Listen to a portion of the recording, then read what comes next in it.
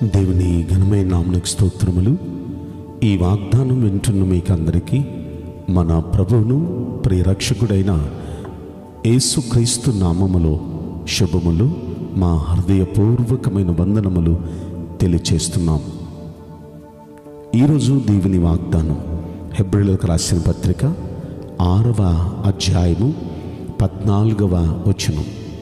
నిశ్చయముగా నేను నిన్ను ఆశీర్వదింతును, నిన్ను విస్తరింపచేతును. దేవుడు ఈ పరిశుద్ధ వాగ్దానాన్ని వింటున్న మనందరి పట్ల నెరవేర్చునుగాక.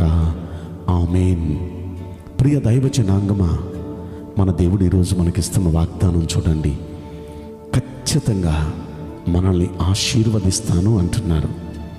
ఖచ్చితంగా మనల్ని ఆయన విస్తరింపచేస్తాను అంటున్నారు. నిజంగా ఈ వాగ్దానం మన పట్ల నెరవేరితే ఎంత బాగుంటుంది. అయితే ఈ వాగ్దానం దేవుడు ఎవరితో మాట్లాడుతున్నారు? భక్తుడైన అబ్రహాముతో దేవుడు మాట్లాడుతున్నారు. ఈ వాగ్దానం మాట్లాడేటప్పుడు అబ్రహాముతో ఎలా మాట్లాడారో చెప్పనా? ఎవరి తోడు అని ప్రమాణం చేయలా, తన తోడు అని ప్రమాణం చేశారు. ఎందుకంటే ఆయన కంటే గొప్పవారికి ఎవరు లేరు కదా. ఆయన మీద ఒట్టు పెట్టుకొని మరీ ఆయన తోడు అని ప్రమాణం చేసి మరీ అబ్రహామును ఆశీర్వదించారు. ఇలా ఆశీర్వదించబడిన వాడు అబ్రహాము తప్ప వేరెవ్వరు లేరు. ఒట్టు పెట్టుకొని మరీ ఆశీర్వదించారండి. ఎందుకంటే అబ్రహాము భక్తి అంత గొప్పది. అబ్రహాము ఎందుకంత దేవుణ్ణి ఇన్స్పైర్ చేశాడంటే ఆ కింద వచ్చిన మనం చూస్తాం. హెబ్రీ పత్రిక 6వ అధ్యాయం 15వ వచనంలో అబ్రహాము దేవుని మాటను నమ్మాడు, దేవుని వాగ్దానాన్ని నమ్మాడు. రెండవది, అతడు ఓర్పుతో సహించి ఆ వాగ్దాన ఫలం పొందాడు. ఓర్పుతో సహించాడు, అందుకే వాగ్దాన ఫలం పొందాడు. ప్రియ దైవ జనాంగమా, ఈ రెండు పనులు మనం కూడా చేయగలిగితే ఖచ్చితంగా ఈ వాగ్దానం మన పట్ల కూడా దేవుడు నెరవేరుస్తారు. అతడు చేసిన మొదటి మంచి పని, దేవుని మాట నమ్మాడు, దేవుణ్ణి నమ్మాడు. ఆదికాండం 12వ అధ్యాయంలో అతన్ని దేవుడు, అబ్రహాం, నిన్ను నేను ఆశీర్వదిస్తానయ్యా, నిన్ను ఆశీర్వదించిన వారిని నేను ఆశీర్వదిస్తానయ్యా, భూలోకంలో సకల వంశాలు నీ చేత ఆశీర్వదించబడతాయ్యా. అయితే నేను నిన్ను ఆశీర్వదించాలంటే నువ్వు ఈ దేశాన్ని వదిలిపెట్టాలి, నీ తండ్రి ఇంటిని వదిలిపెట్టాలి, నీ బంధువులను వదిలిపెట్టాలి, నీకు కలిగిన సమస్తాన్ని విడిచిపెట్టాలి, నేను చూపించే దేశానికి నువ్వు వెళ్ళాలి, అక్కడ నువ్వు కాపురం ఉండాలి. చేయగలవా అబ్రహాము? అక్కడ దేవుడు చెప్పిన మాటను నమ్మాడండి. మొత్తం వదిలేశాడండి. దేశాన్ని వదిలిపెట్టాడు, బంధువులను వదిలిపెట్టాడు, తండ్రి ఇంటిని వదిలిపెట్టాడు, కలిగిన సమస్తాన్ని వదిలిపెట్టాడు. దేవుడు ఎక్కడికి వెళ్ళమన్నాడో బయలుదేరి వెళుతున్నాడు, వెళుతున్నాడు, వెళుతున్నాడు. చివరి ఆఖరికి దేవుడు తీసుకుని వెళ్ళి ఒక ఎడారిని ఇచ్చి, ఇదేనయ్యా నేను నీకు ఇచ్చేది అన్నాడు. బాధపడుతూ వెనక్కి వచ్చేలా అక్కడే గుడారం వేసి, అక్కడే బలిపీఠం కట్టి దేవునికి బలర్పించి, దేవా నీవు నాకు ఇచ్చి నీ మంచి ప్రదేశాన్ని బట్టి మీకు కృతజ్ఞతలు అని దేవునికి కృతజ్ఞతాస్తుతులు చెల్లించాడు. తన నమ్మకం ఏంటో చెప్పనా?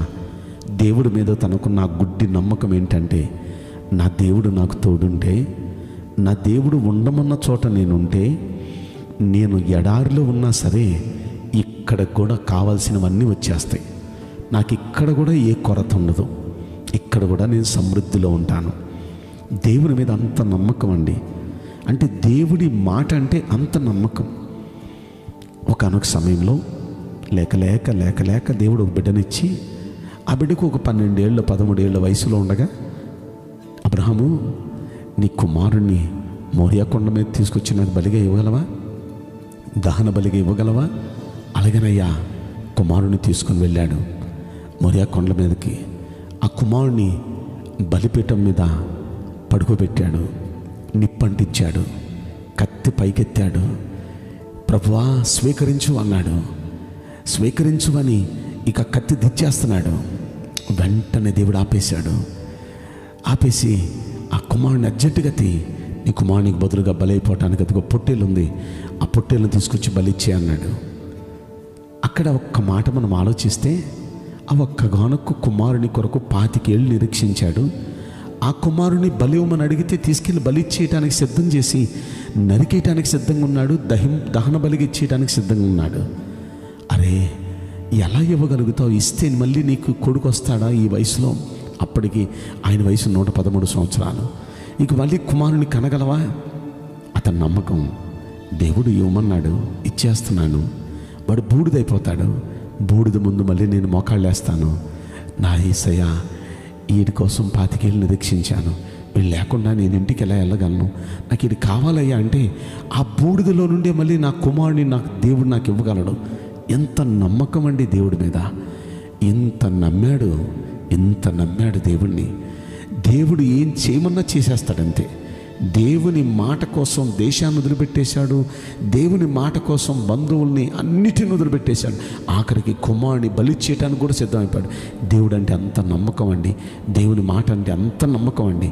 అందుకే దేవుడు కూడా మనస్ఫూర్తిగా అతన్ని ఆశీర్వదించాడు. రెండవది ఏంటో చెప్పనా, అతనికి ఓర్పు సహనం ఉందండి. దేవుడు ఆశీర్వదిస్తానన్న దేవుడు వెంటనే ఆశీర్వదించలేదు, చాలా టైం పట్టింది, చాలా సంవత్సరాలు పట్టింది. అసలు ఈయన ఎదురు చూసినంత కాలం ఎవరు ఎదురు చూడలేదేమో. 25 సంవత్సరాలు ఎదురు చూచాడండి దేవుని వాగ్దానం కోసం. వాగ్దానం చేసిన దేవుడు ఆ వాగ్దానాన్ని నెరవేరుస్తాడు. అయితే పరిస్థితులన్నీ తారుమారైపోతున్నాయి. పరిస్థితులు ఎంత తారుమారైపోయినా తన నమ్మకం ఏంటో చెప్పనా, మాట ఇచ్చినవాడు మాట తప్పుటకు ఆయన నరుడు కాదు, ఆయన మాటను ఆయన నెరవేర్చుటకు సమర్థుడు, శక్తిమంతుడు. అంతే, ఆయనకు ఒక గుడ్డి నమ్మకం దేవుడి మీద. ఆ వాగ్దానాన్ని పొందే అంతవరకు ఓర్పుతో సహించాడండి. ప్రజలు ఎంత తొందర చేసినా, ఆయన మనస్సు కూడా ఎన్నిసార్లు ఎంత తొందర చేసినా తొందరపడలేదు, తొందరపడి మాట్లాడలేదు. ఓర్పుతో సహించి ఖచ్చితంగా ఆ వాగ్దాన ఫలాన్ని అనుభవించాడండి. దేవుడు ఏమన్నాడో అది నిశ్చయంగా తన జీవితంలో నెరవేరిందండి. ప్రియ దైవ జనాంగమా, అబ్రహాము జీవితంలో ఈ వాగ్దానాన్ని ఇచ్చిన దేవుడే వాగ్దానాన్ని నెరవేర్చాడు. కారణం ఈ 2 పనులే. 1, దేవుని మాట మీద నమ్మకం. 2, ఆ వాగ్దాన ఫలం పొందేంతవరకు ఓర్చుకోవటం, సహించుకోవటం. ఇదేనండి ఆయన వాగ్దానం పొందడానికి కారణమైంది. ఈ 2 పనులు మనం చేయగలమా? నమ్మకం ఉంచుదాం దేవుడి మీద. 2వది, ఓర్పుతో సహిద్దాం. ఖచ్చితంగా వాగ్దానం చేసిన దేవుడు మనందరి పట్ల కూడా నెరవేర్చుటకు సిద్ధ మనస్కుడై మన మధ్య ఉన్నారు. ఈ వాగ్దానం వింటున్న మీ అందరి జీవితంలో మంచి దేవుడు నెరవేర్చునుగాక. ఆమేన్. నేను మీకోసం ప్రార్థన చేస్తాను. పరిశుద్ధుడా, ప్రేమగల యేసురాజా, మీ పరిశుద్ధ బంగారు పవిత్రమైన నామమునకు నిండు మనసుతో కోట్ల కొలదిగా స్తుతులు, స్తోత్రములు, వందనాలు చెల్లిస్తున్నాం. ఈ వాగ్దానం వింటున్న ప్రియుల జీవితంలో దయచేసి ఈ వాగ్దానం నెరవేర్చి కృప చూపించండి. వారిని ఆశీర్వదించి విస్తరింపచేయండి.